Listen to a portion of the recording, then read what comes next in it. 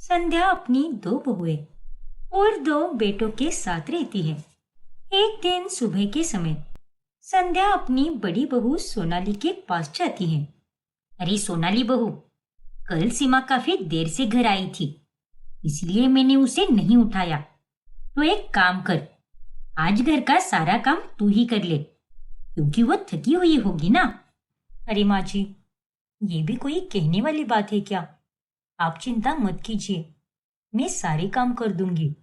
ठीक है बहू, और ध्यान रहे नाश्ते में सबको ओट्स ही देना। कहीं अगर तू भारी पराठे या फिर रात की बची हुई रोटी देने लग गई तो उसे कोई भी नहीं खाएगा।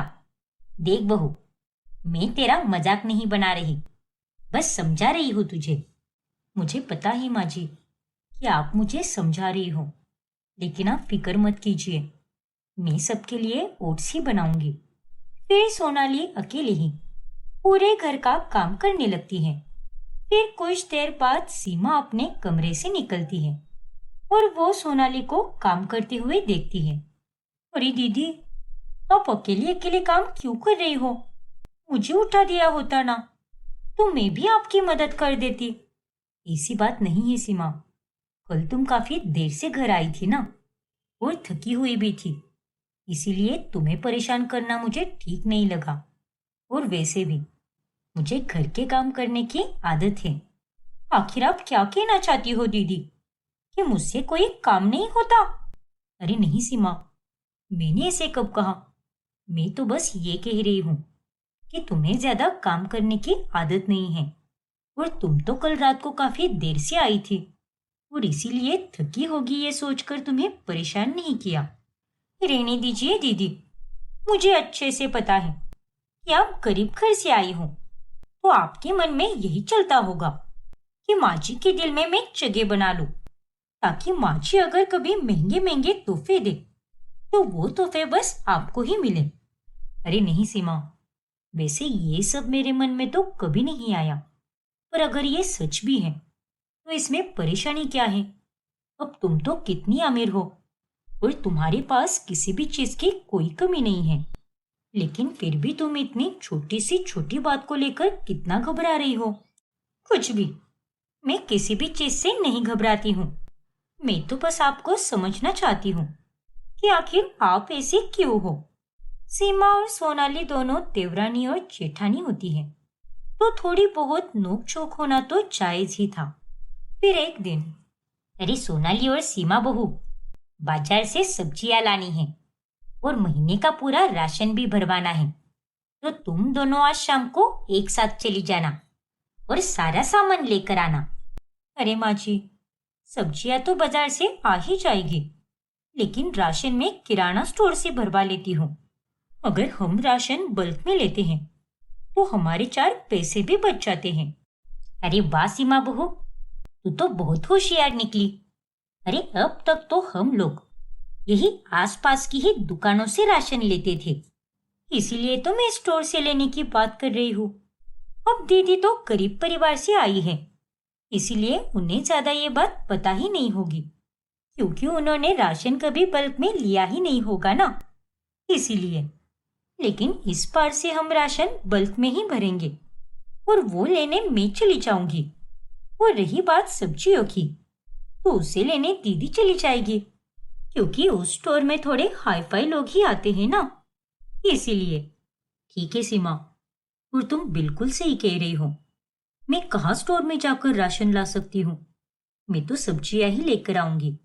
और वैसे भी हमारे लिए यही अच्छा होगा कि तुम सब्जी खरीदने ना जाओ, वरना तुम सड़ी गली सब्जियां लेकर आओगी, क्योंकि तुम्हें सब्जियां लेना आता ही कहाँ है।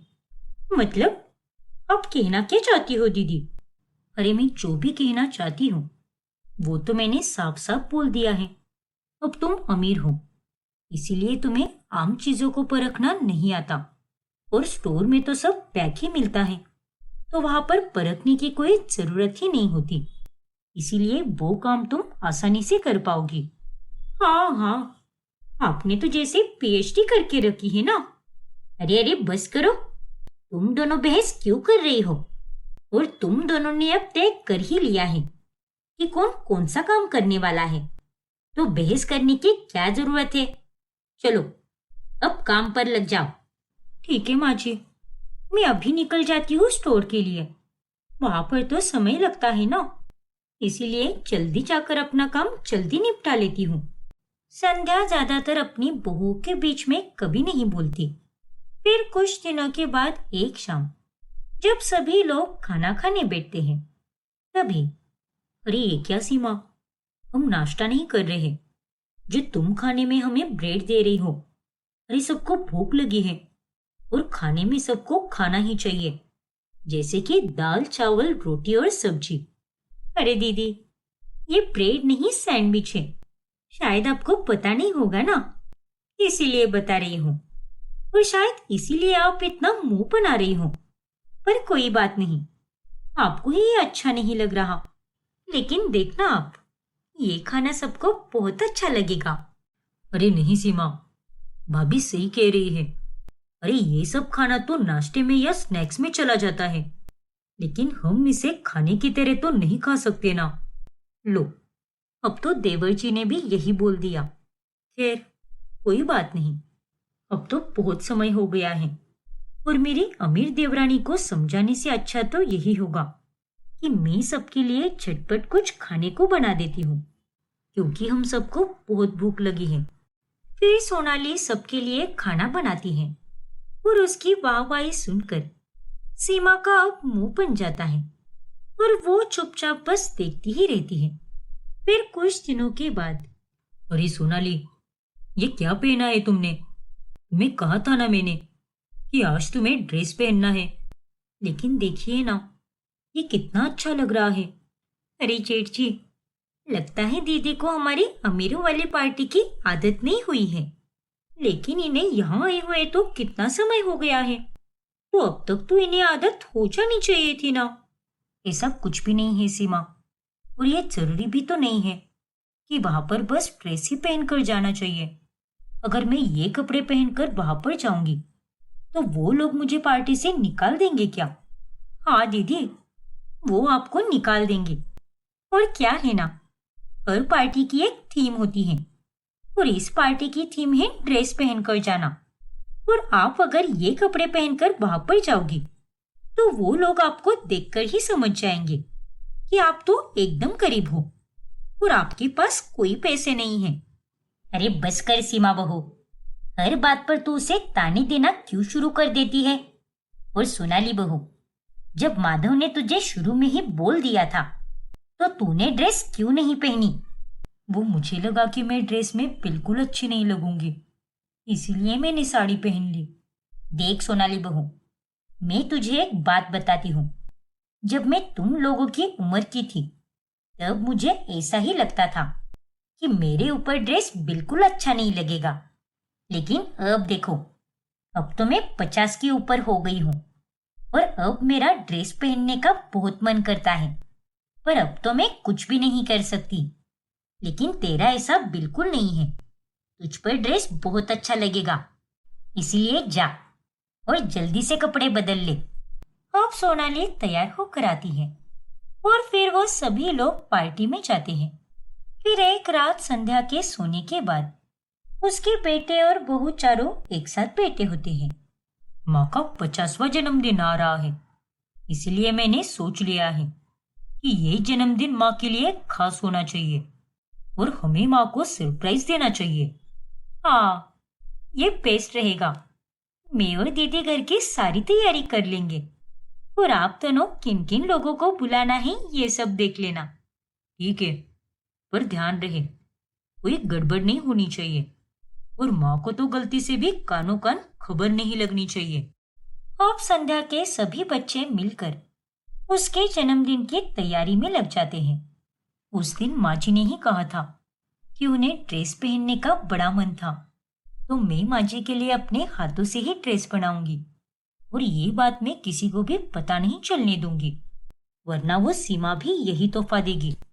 जहाँ सोनाली तोहफे के लिए इतना सोच रही होती है, वहीं दूसरी तरफ सीमा भी काफी परेशान होती है।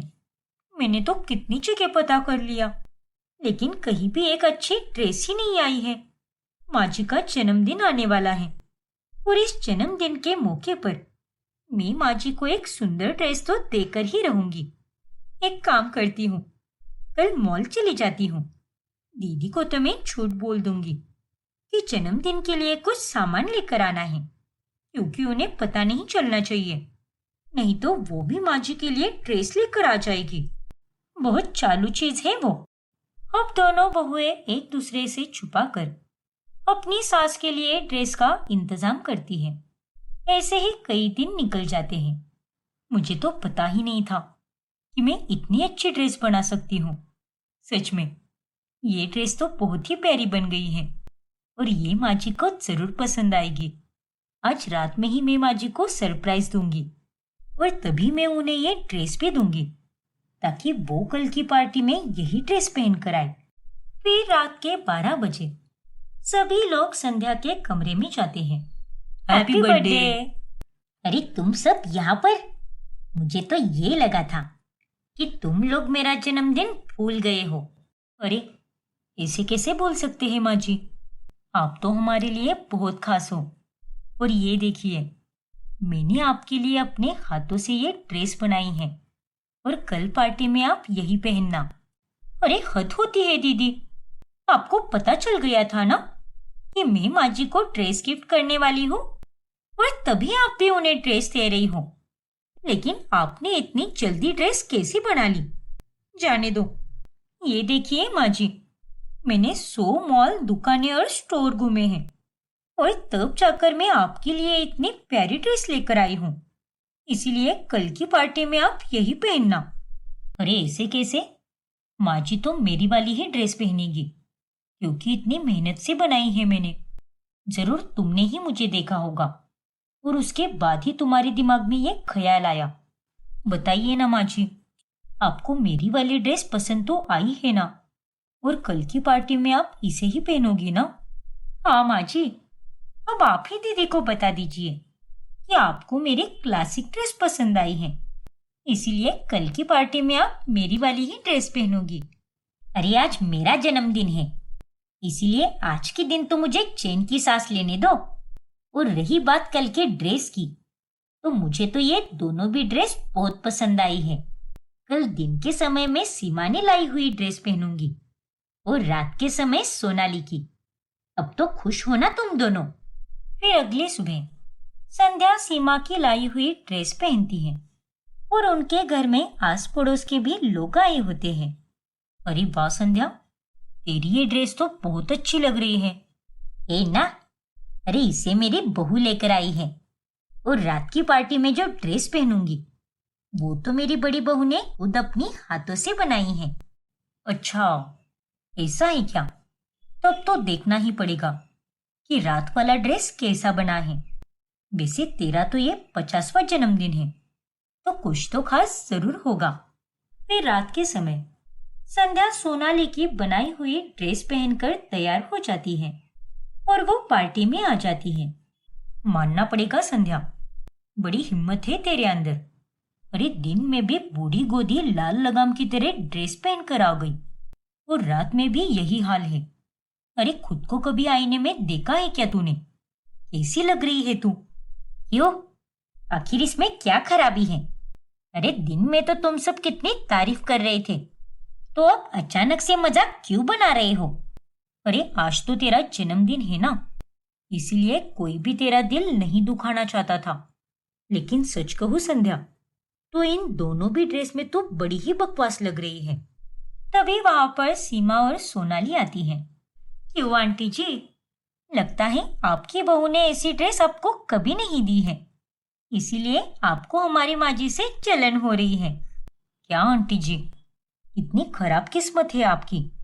अरे आपकी बहू से तो ये तक नहीं हुआ कि बाजार जाकर कोई ड्रेस खरीद कर लाए, लेकिन जरा मेरी देवरानी को देखिए, उन्होंने कितनी अच्छी और महंगी ड्रेस खरीदी और माँ जी पर तो वो ड्रेस कितनी जच रही थी, लेकिन आपसे तो वो देखा नहीं जा रहा और इसीलिए आप उनकी इतनी बुराई कर रही हो।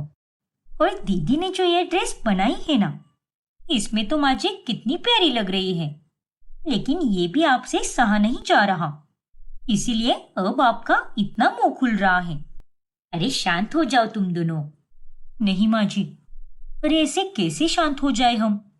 सीमा ने कितनी मेहनत करके वो ड्रेस लाई थी आपके लिए, और वो आप पर इतनी अच्छी भी लग रही थी। तो ये आपको बोलने वाली होती कौन है? और माँ जी, दीदी ने भी आपकी ड्रेस कितनी सुंदर बनाई है।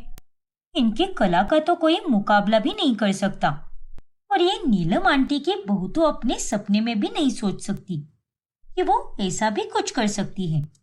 वैसे तो तुम दोनों हमेशा लड़ाई झगड़ा ही करती हो, लेकिन यहाँ तो ऐसे एक दूसरे के लिए खड़ी हो, जैसे कि तुम दोनों सगी बहनें हो। मेरे इस 50वें जन्मदिन पर मेरी दोनों बहुओं की ड्रेस और उनका प्यार ही मेरे लिए सबसे बेहतरीन तोहफा है। और अब मैं अपना जन्मदिन अपने परिवार के साथ ही मनाऊंगी। फिर संध्या अपना जन्मदिन दोनों बहुओं और बेटों के साथ मनाती है। और उस दिन के बाद से अब सीमा और सोनाली में भी नजदीकियां आने लगती हैं और वो लोग खुशी से रहने लगते हैं। हाँ हाँ, और क्या। अरे ऐसा कोई भी काम नहीं है जो मेरी बहू नहीं कर सकती। अरे मेरी बहू तो हजारों में एक है। क्या बात है मीनाक्षी। अरे मेरी बहू भी कोई कम नहीं है। इतने बड़े घराने से आई है, फिर भी एक कौड़ी का घमंड नहीं है उसमें। वो मेरी अनुमति के सिवाय कोई भी काम नहीं करती। दिखने में तो एकदम किसी फिल्म की हीरोइन लगती है। हाँ हाँ, ये बात तो तूने एकदम सही कही। एकदम ऐश्वर्या राय की कार्बन कॉपी लगती है तुम्हारी बहू। सभी अपनी बहुओं की तारीफ कर करके एक दूसरे को जला रही होती है, और उनमें बैठी सरला ये सब सुनकर बहुत ज्यादा गुस्सा हो जाती है। इन लोगों को तो ऐसा लगता है कि इनकी बहुओं के सिवाय इस दुनिया में कोई अच्छा है ही नहीं।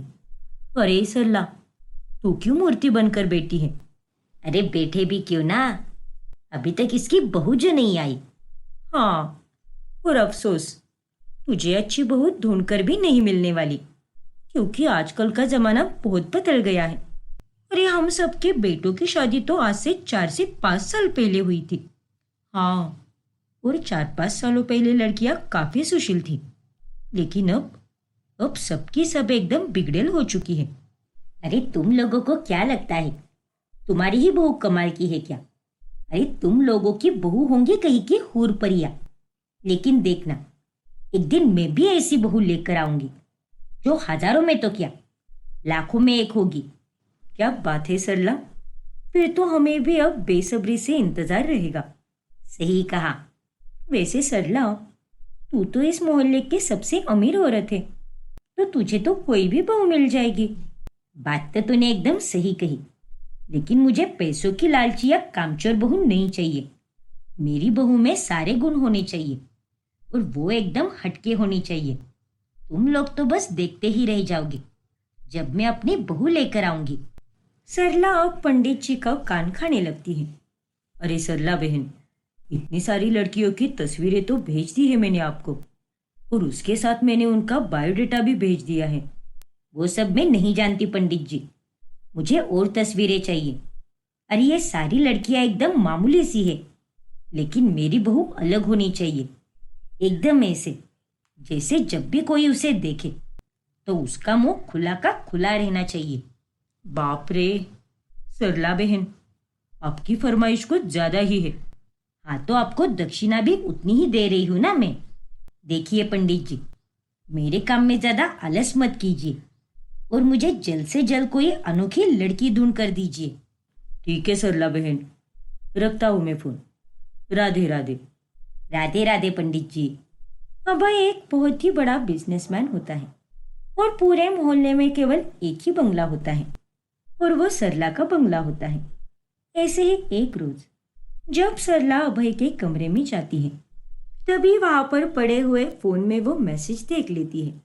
अरे ये क्या, ये अभय तो किसी विदेशी लड़की से बातचीत कर रहा है।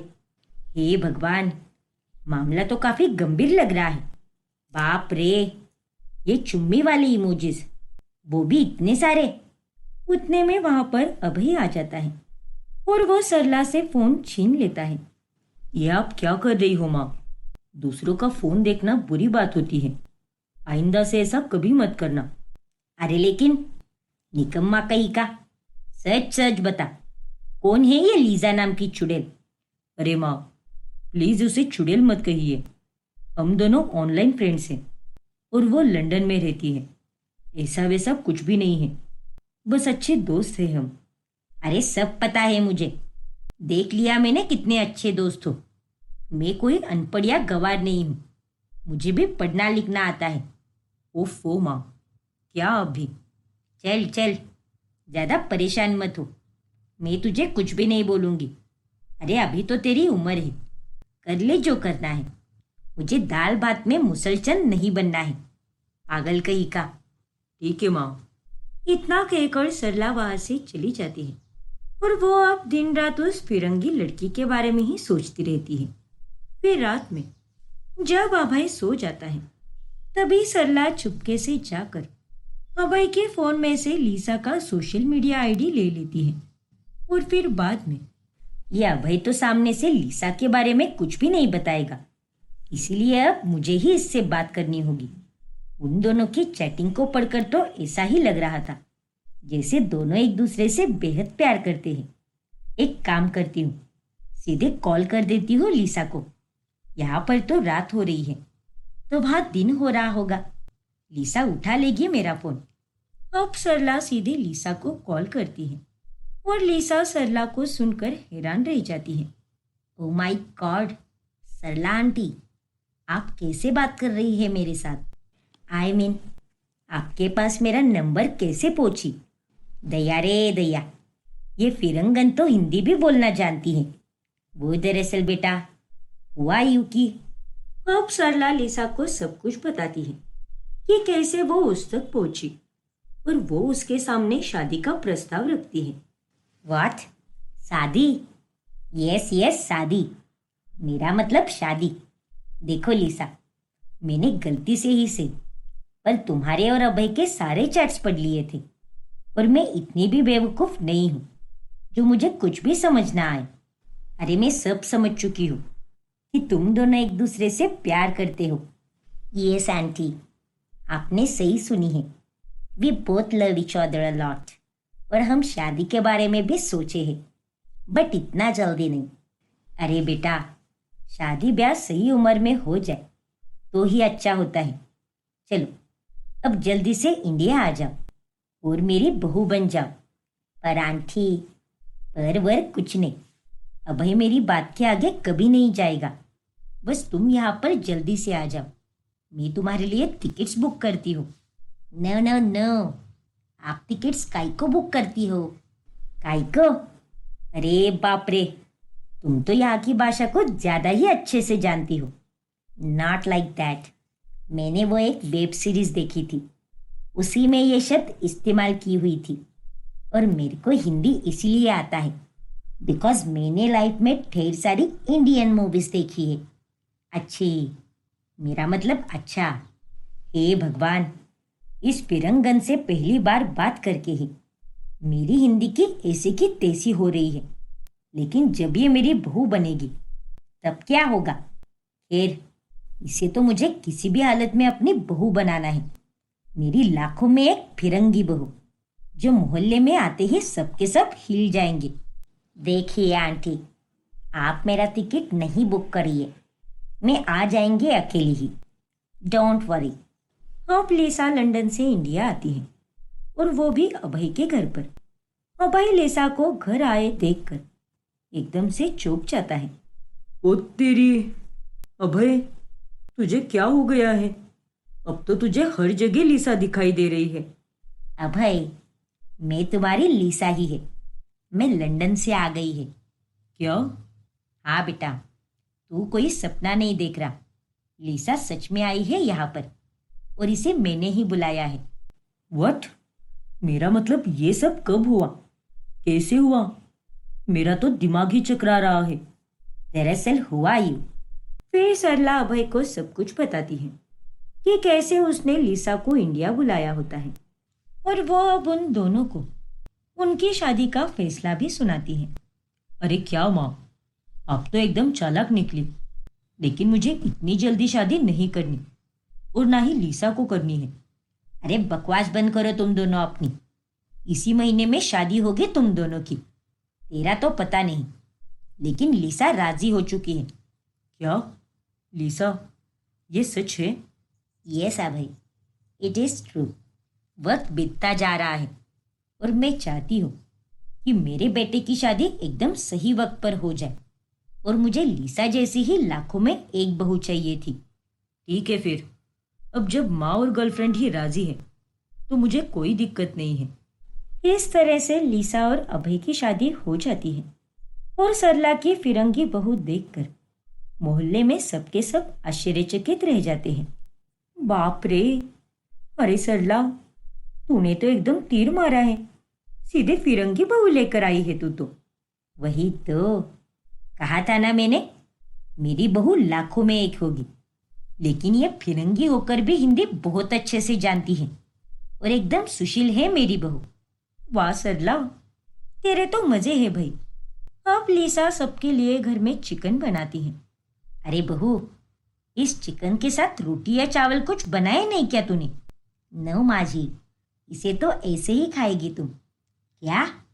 अरे लिसा, यहाँ पर हम सिर्फ नॉनवेज नहीं खाते, उसके साथ रोटी या राइस भी खाया जाता है।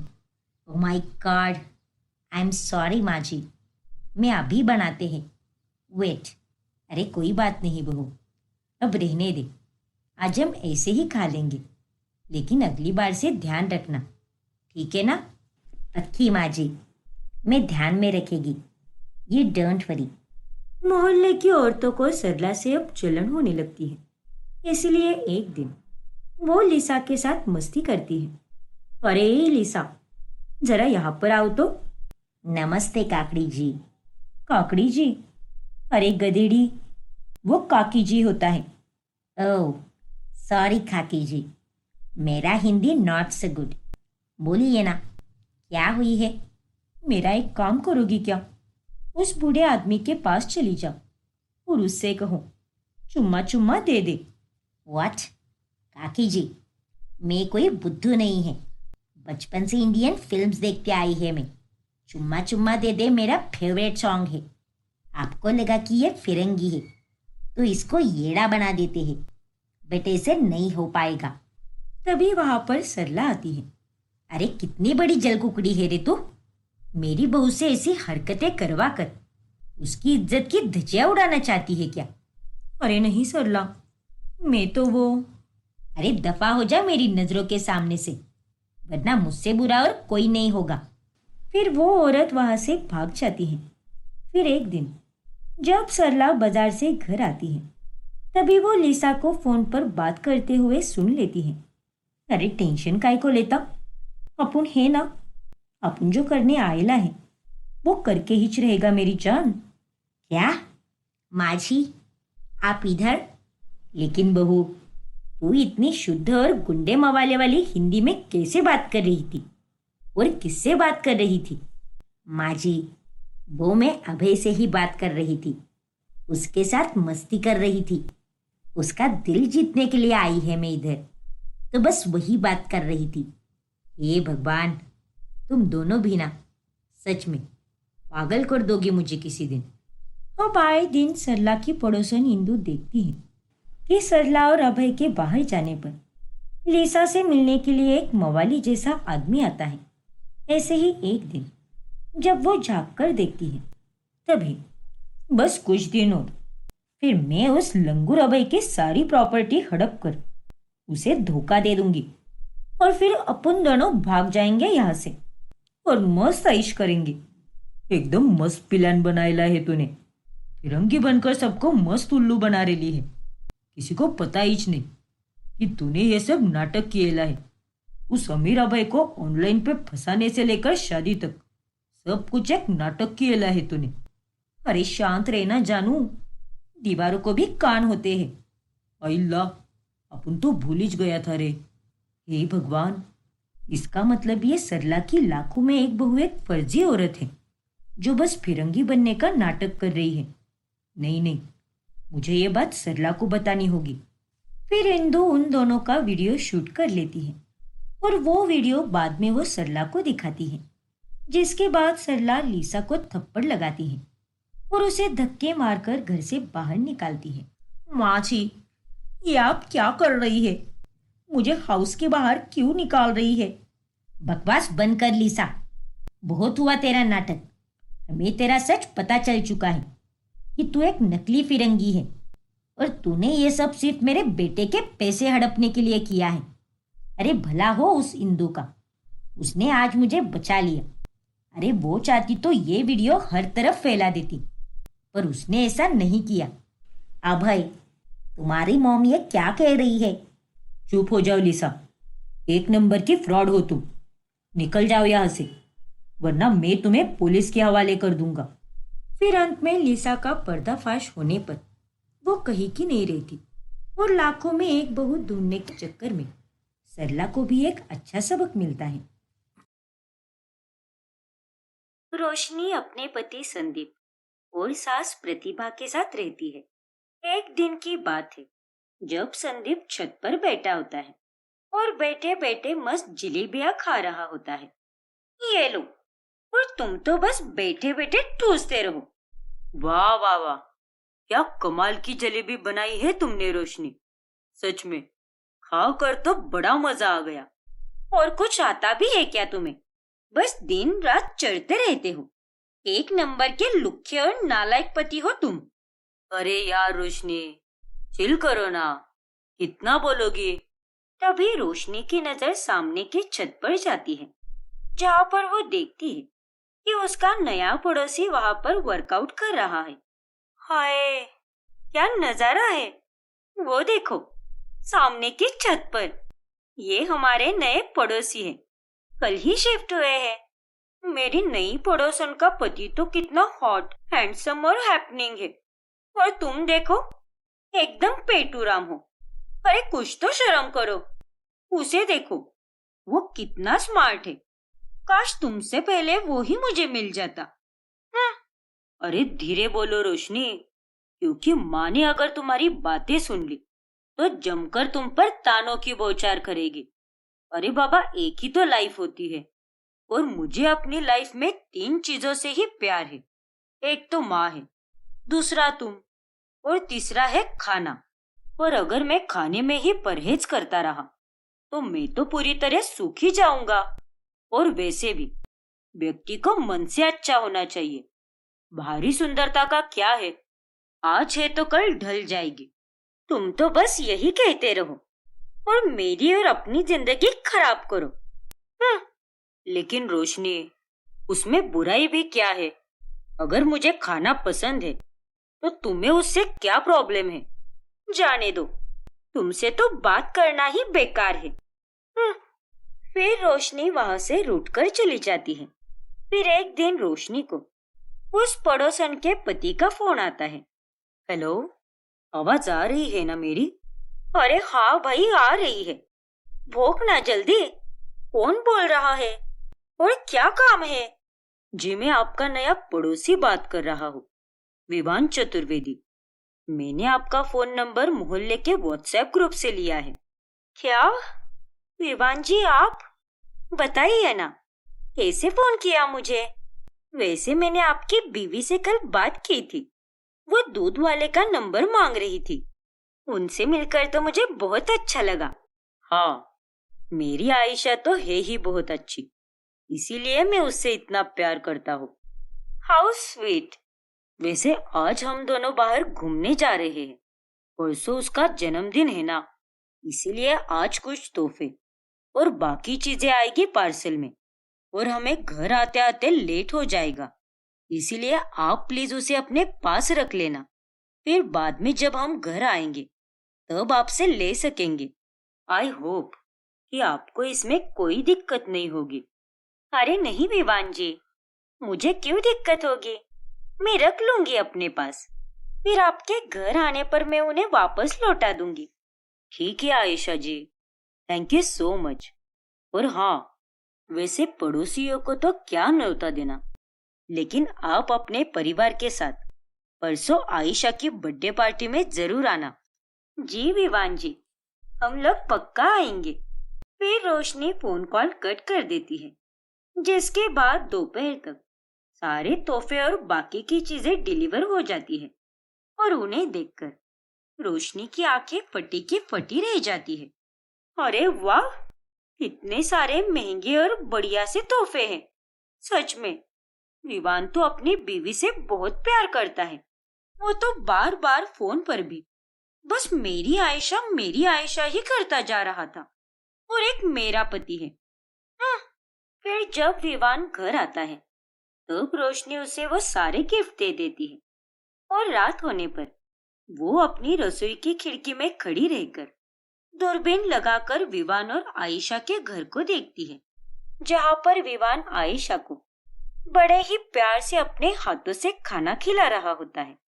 वाओ, ये आदमी तो अपनी बीवी के लिए मजनू बना बैठा है और ये दोनों साथ में कितने सुंदर लग रहे हैं और वो भी उसे कितने प्यार से खिला रहा है।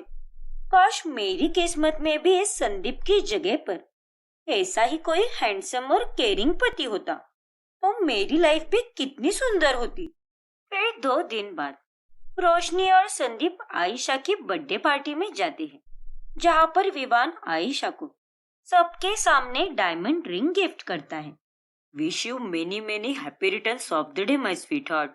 ये रिंग तुम्हारे लिए। Oh my God, thank you so much baby. You are most welcome Ayesha. I love you. I love you too Vivaan. देखो संदीप, इसने अपनी बीवी के लिए डायमंड की रिंग लाई है। ना जाने तुम मुझे कब दोगे।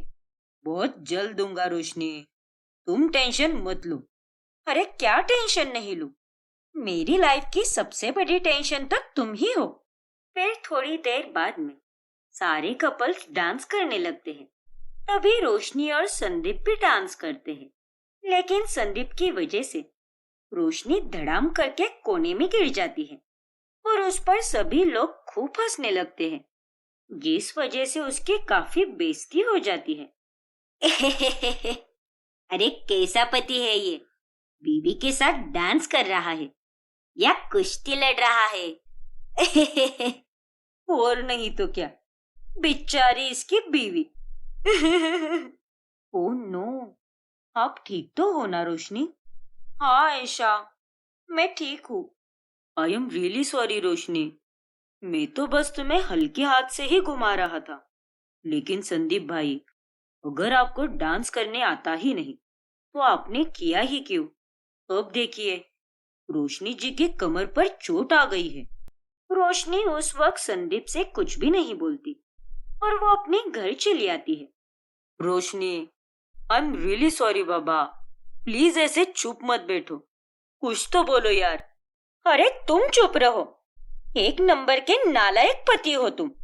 अरे तुम्हें तो ठीक से डांस भी करने नहीं आता, बस खाने के लिए पैदा हुए हो और तो कोई काम तुमसे होने से रहा। मुझे माफ कर दो रोशनी, लेकिन मुझे सच में नहीं लगा था कि तुम गिर जाओगी। अरे चुप रहो, मेरा तो नसीब ही खराब है जो मेरी शादी तुमसे हो गई। अरे उस पड़ोसन के पति को देखो, वो उसका कितना ख्याल रखता है, उसे अपने हाथ से खाना खिलाता है, उसकी हर एक छोटी खुशी का ध्यान रखता है। और एक तुम हो जो मुझे टेंशन और थकान के अलावा और कुछ भी नहीं देते। अरे ओ निठल्ली, ज्यादा बकर बकर मत कर, वरना जबान काट कर फेंक दूंगी तेरी। मेरे बेटे ने जानबूझ के धक्का नहीं दिया तुझे। उसका हाथ अगर 2.5 किलो का है तो वो बेचारा भी क्या करेगा उसमें। और तुझे तो उसकी बस गलती ही दिखाई देती है, लेकिन उसने तेरी खुशी के लिए डांस ना आने के बावजूद भी तेरे साथ डांस किया है। उसने तेरा दिल रखा और उसका ये भाव तुझे नहीं दिखाई दिया। एक नंबर की गधी और बेवकूफ है तू, और तेरी यही सजा है कि तू अब इसी टूटी कमर के साथ घर के सारे काम करेगी। हाँ हाँ, आपसे तो और मैं क्या ही उम्मीद कर सकती हूँ माँ जी। आपको तो बस अपने बेटे की अच्छाई ही दिखाई देती है। बहू तो वैसे भी मुफ्त की नौकरानी ही होती है ना। उन दोनों के साथ झगड़ा करके रोशनी आराम से ब्लैंकेट ओढ़कर सो जाती है। फिर एक दिन जब रोशनी बाजार में सब्जी खरीदने जाती है, तभी उसे वहां पर विवान दिखता है। जो घर के लिए सब्जी खरीद रहा होता है। अरे रोशनी जी, आप यहाँ पर?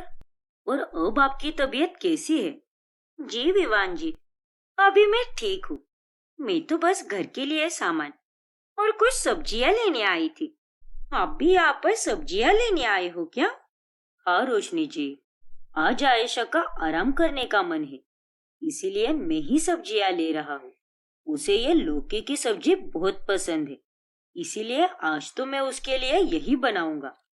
क्या बात है विवान जी, आप आयशा के लिए खाना भी बनाते हो?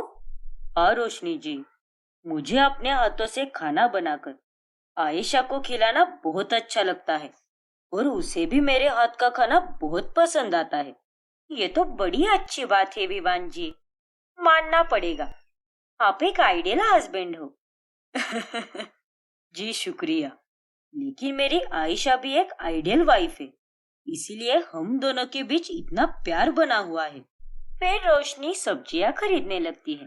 तभी उसे संदीप का कॉल आता है। बको, क्या हुआ? क्यों फोन किया तुमने? अरे रोशनी, आज शाम को तुम दम आलू की सब्जी और रोटी बनाना, वो भी कसूरी मेथी और ढेर सारे मसाले डालकर, और वो पुदीने की शिकंजी भी बनाना। उसका वीडियो मैंने तुम्हें भेज दिया है, सेम टू सेम वैसे ही बनाना।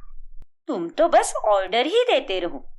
यहाँ वो पड़ोसन का पति बाजार में अपनी बीवी के लिए तपती धूप में सब्जियां खरीद रहा है, और अब घर जाकर वो उसके लिए खाना भी बनाएगा।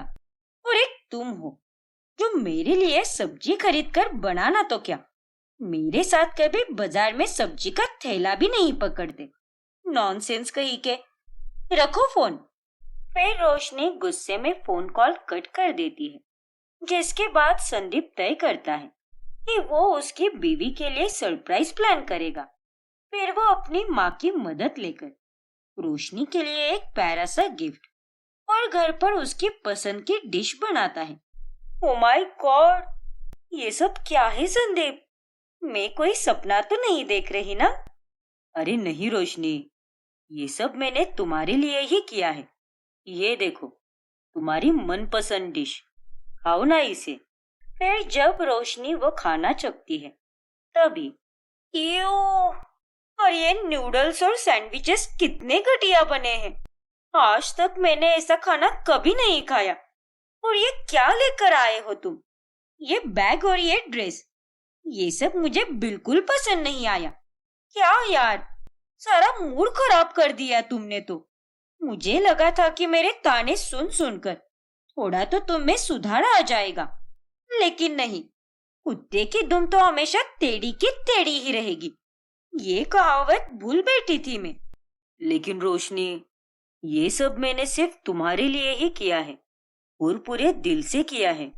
वो तो दिख ही रहा है कि कितने प्यार से और दिल से किया है। झूठे कही के।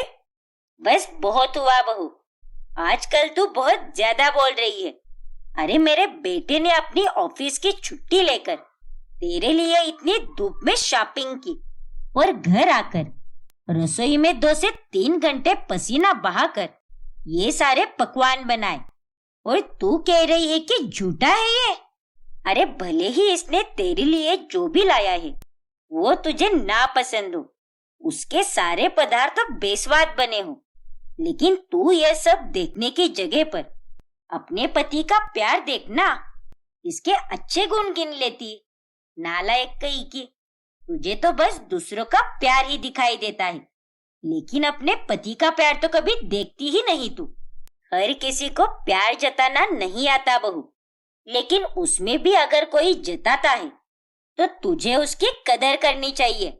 और रोशनी, तुम तो मेरी तुलना हमेशा उस विवान से करती हो, लेकिन तुम्हें भी समझना होगा कि मुझ में और उसमें काफी अंतर है। हम दोनों की प्रायोरिटीज भी अलग अलग है। अरे मुझे तो खाना पीना कितना पसंद है, और अभी अभी मैं तुम्हारी बातें सुनकर अपने आप को फिट रखने की पूरी कोशिश कर रहा हूँ, लेकिन एकदम से थोड़ी ना सब कुछ हो जाएगा, उसमें थोड़ा टाइम तो लगेगा ही ना। और किसी से प्यार उसके मन को देखकर किया जाता है, ना कि उसके तन को देखकर। और हर किसी का प्यार जताने का और दिखाने का तरीका अलग होता है बहू। और तुम तो हमेशा उसे एक आइडियल हस्बैंड कहती हो ना, तो आज तुम मेरी बात भी सुन लो कि उसकी बीवी भी एक आइडियल वाइफ है, क्योंकि उसकी बीवी भी उतनी ही सुंदर, उतनी ही केयरिंग और उतनी ही दिलदार है। लेकिन तुम्हें देखो, तुम्हारे मुंह पर 24 घंटे 12 बजे होते हैं। अरे अगर तुमसे 2 मीठी बातें करने जाओ तब भी तुम कड़वे ताने ही देती हो।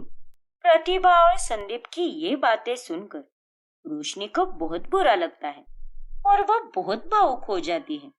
मुझे माफ कर दो संदीप, मैंने हमेशा तुम्हें उस पड़ोसन के पति से कंपेयर किया है, लेकिन कभी तुम्हारी अच्छाई देख नहीं पाई और कभी तुम्हें वो सब करने का मौका ही नहीं दिया। बस अपने मुंह से जहर उगलती रही। लेकिन आज मुझे समझ आ चुका है कि तुम कितने अच्छे और सच्चे हो। आई लव यू संदीप, तुम सच में एक आइडियल हस्बैंड हो। आज तक मैंने तुम्हें कितने ताने दिए, लेकिन तुमने मेरा कभी तिरस्कार नहीं किया। मैंने तुम्हें समझने में देर कर दी संदीप, मुझे माफ कर दो।